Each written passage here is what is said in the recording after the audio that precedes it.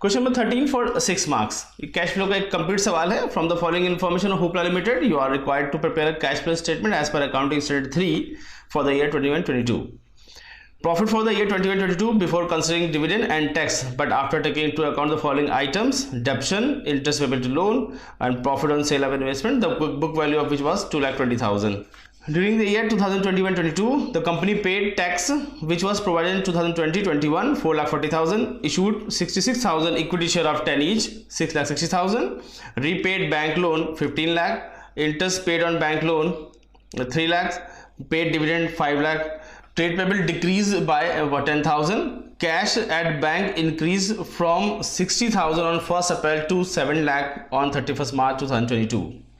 सारी की सारी इन्फॉर्मेशन जो है सो वो बड़ी कंप्लीट है, क्लियर दी हुई है, कहीं कोई बात छुपी हुई नहीं है, सिर्फ एक आध दो पॉइंट को छोड़कर। सबसे पहला पॉइंट आपको नेट प्रॉफिट बिफोर टैक्स दिया हुआ है, यानी इसमें भी कोई प्लस माइनस नहीं करना, 15,80,000 पूरा लिख देना है। उसके बाद आपको डेप्शन साफ साफ बता दिया 5.5 लाख रुपए का, इंटरेस्ट पेबल ऑन लोन 3,80,000 रुपए का दिया है, profit on sale of investment जिसकी बुक वैल्यू 2,20,000 रुपये, 1 लाख के प्रॉफिट बेचा गया, यानी 3,20,000 रुपए की सेल कंसिडर करनी पड़ेगी और 1 लाख रुपए का प्रॉफिट आया है। फिर साल भर के दौरान कंपनी टैक्स पे किया जिसे पिछले साल प्रोवाइड किया था, तो यानी 4,40,000 रुपये। ये भी बड़ा आसान सा पॉइंट है, इसमें भी कुछ आपको नहीं करना, सिर्फ टैक्स पेड दिखाना पड़ेगा।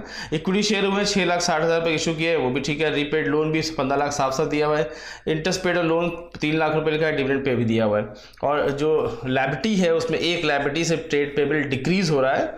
उसके बाद ओपनिंग कैश और क्लोजिंग कैश आपको साफ साफ लिख के दिया हुआ है, यानी कंप्लीट कैश फ्लो बनाने की सारी इन्फॉर्मेशन अवेलेबल है, बस इसको खाली फॉर्मेट में पिरो के लिख देना है, इतना काम करना है। चलिए हम लोग चलते हैं फटाफट इसके कैश फ्लो स्टेटमेंट बनाते हैं बोर्ड पर और वहां चेक करते हैं क्या प्रॉब्लम होने वाली है।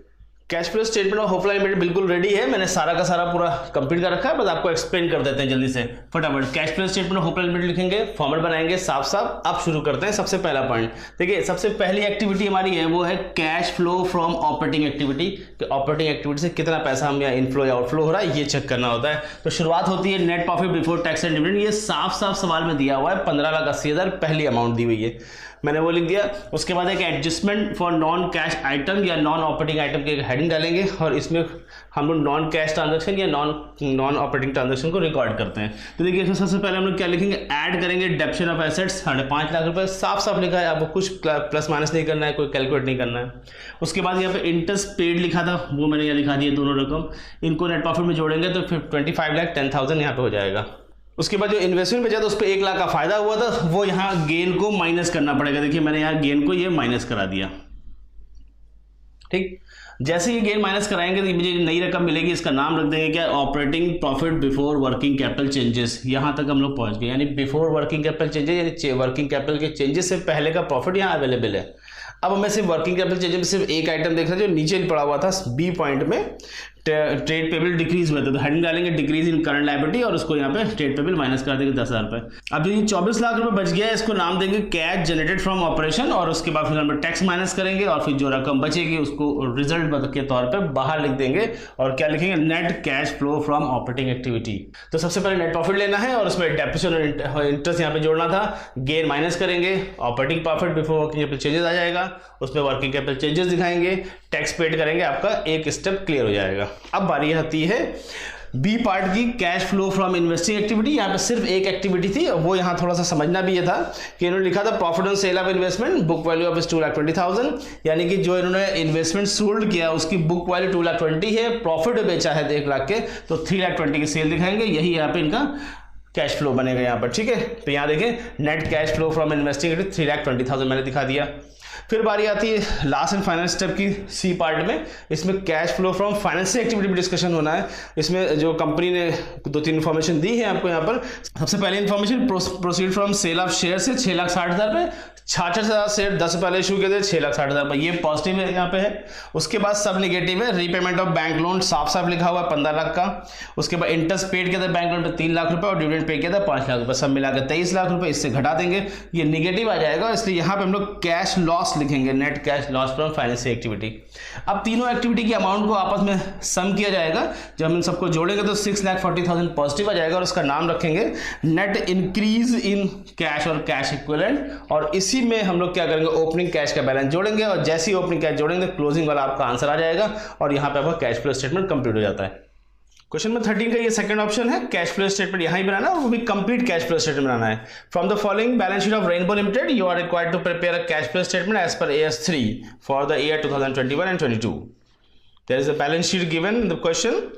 Share capital, reserve and surplus, long-term borrowing, debentures, short-term provision for taxation, non-current asset property, plant and machinery, and current assets, cash and bank balance. Notes to account, there is notes to account, general reserve and bank balance there. Additional information, during the year 2021 the company sold a machine for 90,000 at a loss of 10,000, issued a 5% debenture on 31st March 2022, a discount of 10%. The discount was written off from general reserve. बहुत अच्छा basic सवाल है और कुछ technical चीज़ें भी हैं। चलिए फटाफट हम बैलेंस शीट को ऑब्जर्व करते हैं। इसमें बैलेंस शीट दी गई है, बैलेंस शीट में सब कुछ बड़ा ठीक ठाक है। एक नोट्स टू अकाउंट लगा हुआ है जिसमें ये रिजर्व एंड सरप्लस को एक्सप्लेन कर रहे हैं। बाकी बैलेंस शीट में कोई एक्सप्लेन करने वाला पॉइंट नहीं है। नीचे कुछ एडिशनल इन्फॉर्मेशन में एक मशीन बेची है 90,000 रुपए की और 10,000 का लॉस हुआ है। फिर कंपनी ने 5% डिबेंचर साल के एंड पर 31 मार्च 2022 को 10% डिस्काउंट पे इशू किया, जिसमें एक नया पॉइंट ये है कि डिस्काउंट को राइट ऑफ जनरल रिजर्व से किया गया है। तो इन छोटी छोटी बातों का ख्याल रखते हुए हमको एक कैश फ्लो बनाना है। तो हम लोग चलते हैं बहुत जल्दी से अपने कैश फ्लो को सॉल्व करते हैं बोर्ड पर और वहां देखते हैं क्या दिक्कत है। सवाल के सॉल्यूशन से पहले एक आध छोटी छोटी वर्किंग करनी पड़ेगी। मैं उस वर्किंग की अगर बात करूं तो मुझे सबसे पहले net profit before tax and dividend calculate करना पड़ेगा। मैंने हेडिंग डाल दी net profit before tax and dividend. सवाल में अगर हम देखेंगे तो जो नोट 1 लगा हुआ था जिसमें रिजर्व एंड सरप्लस को एक्सप्लेन किया गया था उसमें मुझे प्रॉफिट का डिफरेंस 30,000 रुपये दिखाई दे रहा है।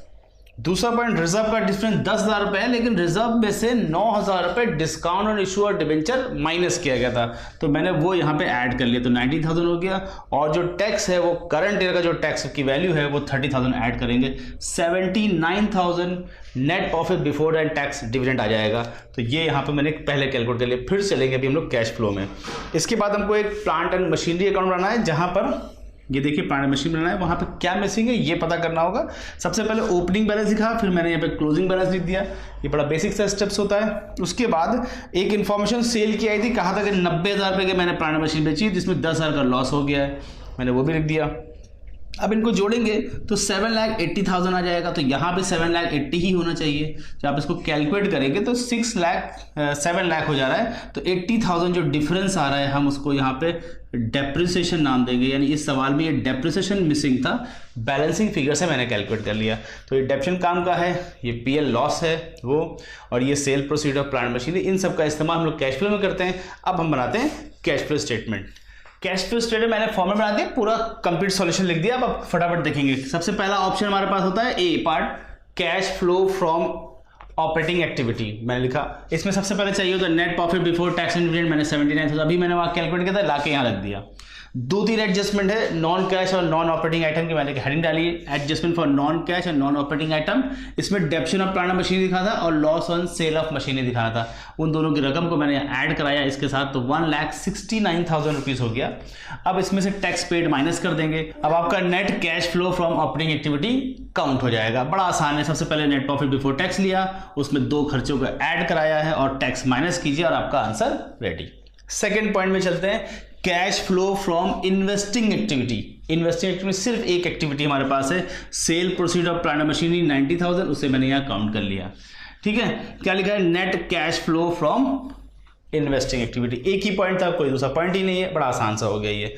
अब फाइनल स्टेप पे आते हैं, C part, cash flow from financing activity. ठीक है, तो इसमें एक ही पॉइंट था, क्या था, सेल प्रोसीड फ्रॉम डिबेंचर्स था। 90,000 रुपए के डिबेंचर 10% डिस्काउंट पे इशू किया, तो 81,000 का सेल प्रोसीड आएगा यहाँ पे, वो मैंने यहाँ पे लिख दिया। ठीक है, इसको नाम दे दिया net cash flow from financing activity.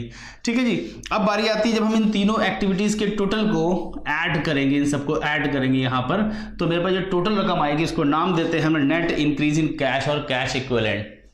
और इस फाइनल अमाउंट पे, इस अमाउंट में जैसे ही हम लोग ओपनिंग कैश का पैसा ऐड करेंगे क्लोजिंग के बराबर वैल्यू आ जाएगी और यहाँ पे आपका आंसर कंप्लीट हो जाएगा। बस यही इंपॉर्टेंट सा पॉइंट होता है कि इसमें आपको ऐड करना है। क्या ऐड करना है, जितना भी नेट इंक्रीज आया था उसमें ओपनिंग कैश बैलेंस जोड़ेंगे तो क्लोजिंग का कैश बैलेंस आंसर आ जाना चाहिए। और अगर आपका आ जाता है तो इसका मतलब आपका कैश फ्लो 90% मान के चलिए सही हो गया और ये आपका कंप्लीट सॉल्यूशन है।